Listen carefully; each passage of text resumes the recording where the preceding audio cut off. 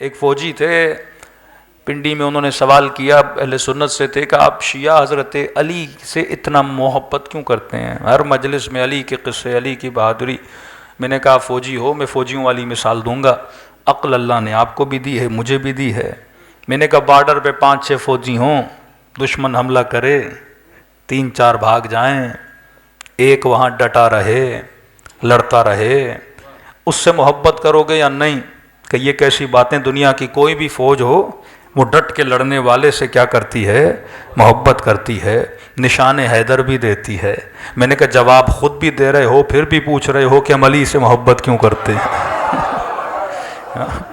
فطرت کا مسئلہ ہے، نہ ہماری کوئی رشتہ داری امیر المومنین سے، کہاں عجم اور کہاں عرب، لیکن اتنا عشق کہ میں سر کٹانے کے لیے تیار ہے، اتنا عشق کہ چھوڑنے کے لیے تیار نہیں، کیونکہ عقل جب حق کو پہچان لیتی ہے تو چھوڑتی نہیں۔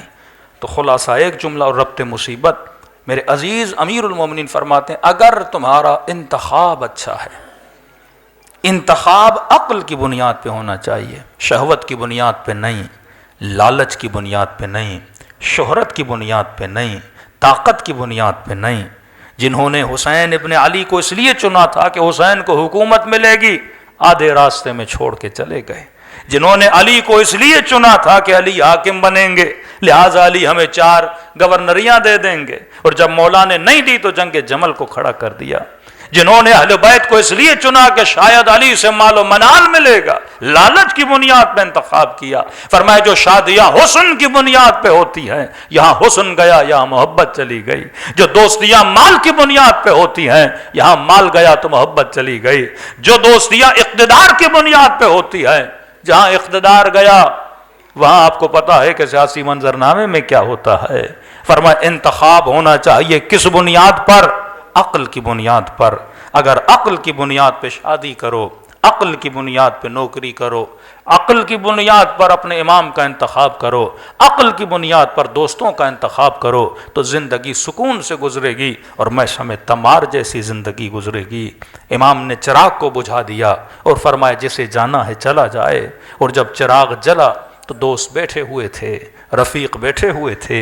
امام نے کہا میں نے بیعت اٹھا لی، اگر چلے بھی جاؤ تو قیامت کے دن نانا سے شکایت نہیں کروں گا۔ لیکن کہنے لگے حسین ابن علی اگر 70 مرتبہ جسموں کو تلواروں سے کاٹا جائے، کاٹنے کے بعد جلایا جائے، جلانے کے بعد راکھ بنا کے اڑا دیا جائے، حسین پھر بھی تیرا ساتھ چھوڑنے کے لیے تیار نہیں ہے۔ امیر المومنین بستر مرگ پر ہیں، شہادت قریب ہے۔ مولا کا ایک صحابی قصیدے پڑھنے لگا مولا کی شان میں۔ امام نے کہا حسن اسے بلاؤ۔ جب جناب حسن نے بلایا، امام نے کہا کہ آج تو قصیدے پڑھ رہا، علی تیرے سامنے ہے، لیکن یہ بتاؤ کل جب علی نہیں رہیں گے کیا اسی طرح علی کا ساتھ دو گے؟ کہ مولا واللہ لو قطعت عربا عربا، خدا کی قسم اگر تلوار سے ٹکڑے ٹکڑے بھی ہو جائیں علی تیرا ساتھ نہیں چھوڑوں گا۔ حکومت امیر شام آئی، اسے پکڑا گیا اور کہا کہ کر علی کی شان میں گستاخی، کہا کہ مر جاؤں گا نہیں کروں گا، کہ بیٹوں کو مار دیں گے کہ مار دو، کہ زندہ جلا دیں گے کہ جلا دو، کہ اتنا اعتماد تیرے وجود میں کیوں ہے؟ کہ یہ خبر علی نے پہلے سے دی تھی اور میں نے اسی وقت وعدہ کیا تھا، دنیا کی زندگی اور تکلیف لمحوں کی تکلیف ہے، لہذا حکم دیا گیا کہ اسے قتل کر دیا جائے۔ جب تلوار لے آنے والا اس کا سر قلم کرنے لگا تو اس نے کہا کہ اگر زحمت نہ ہو مجھ سے پہلے میرے بیٹوں کو قتل کرو۔ کہا کہ تو کیسا باپ ہے جو بیٹے کو مرتا ہوا دیکھنا چاہتا ہے؟ کہنے لگا کہ مسئلہ بیٹوں کی محبت کا نہیں، مسئلہ حق کی محبت کا ہے، مسئلہ علی کی محبت کا ہے۔ مجھے خوف ہے کہیں مجھے مرتا ہوا دیکھیں اور علی کے دامن کو چھوڑ نہ دیں، پہلے انہیں جنت میں بھیجوں گا، پھر میں خود علی کی قدم بوسی میں جاؤں گا۔ یہ ہے حق کی پہچان۔ اگر انتخاب عقل کی بنیاد پر ہو تو دنیا میں بھی سکون ہے، آخرت میں بھی سکون ہے۔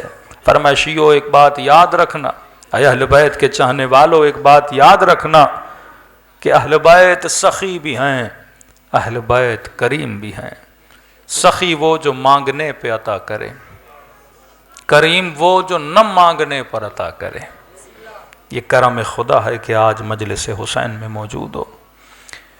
ہر بندہ عاشق امام حسین ہے، ہر بندے کی چاہت ہے خدا اسے زیارت امام حسین نصیب کرائے۔